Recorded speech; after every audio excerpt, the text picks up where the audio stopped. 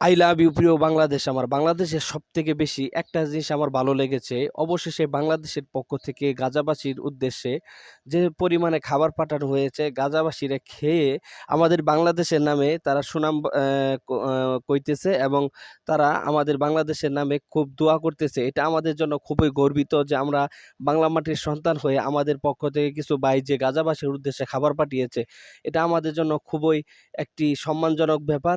আমি তাদের জন্য মন থেকে দোয়া করি যারা নিজের জীবনকে বাজি রেখে গাজাবাসীর উদ্দেশ্যে খাবার নিয়ে সেই দেশে পৌঁছাইছে এবং ক্ষুধার্ত গাজাবাসী ভাইদেরকে খাবার দিয়েছে। তাদের জন্য আমি মন থেকে সবসময় দোয়া করি এবং গাজাবাসীতে যারা খাবার নিয়েছে আমরাও বলবো যারা সামর্থ্য এবং যাদের অর্থ উপার্জন একটু বেশি রয়েছে তাদেরকে আমি সবসময় বলবো তারা যেন গাজাবাসীর উদ্দেশ্যে কিছু হলেও দান করে দেয়। কেননা আল্লাহ পাক রব্বুল আলামিন বলেছে একজন ক্ষুধার্ত ব্যক্তিকে খানা খাওয়ানো মানে আল্লাহ তাআলাকে খাওয়ানো। ঠিক আছে? আমাদের তো অনেক খাবার নষ্ট করি আমরা দেশে।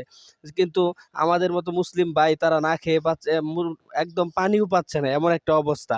এজন্য আমরা সকলেই চেষ্টা করব গাজাবাসীর জন্য কিছু না কিছু তাদেরকে তাদের এখানে পাঠানোর জন্য। কিভাবে পাঠাবো? যারা বাংলাদেশ থেকে যাচ্ছে গাজাবাসীর উদ্দেশ্যে, যারা খাবার নিয়ে যাচ্ছে, যে সমস্ত সংস্থা সংগঠন যাচ্ছে তাদেরকে আমরা মন থেকে ভালোবাসি। তাদের মাধ্যমে আমরা গাজাবাসীর উদ্দেশ্যে খাবার পাঠানোর জন্য চেষ্টা করব।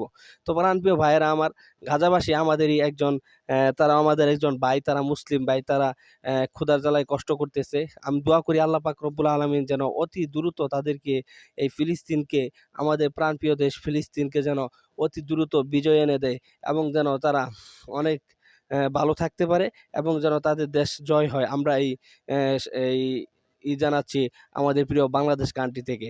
তো প্রাণপ্রিয় ভাইয়েরা আমার, আমার এই চ্যানেলটি আপনাদের সম্মুখে সবসময় দিনের পথে কাজ করে যাচ্ছে, আলহামদুলিল্লাহ যাবে। আমাদের যদি চ্যানেলটি বলা হয় ইনশাআল্লাহ আপনারা দেখবেন এক, এক করে আমরা দিনের পথেই কাজ করে যাব।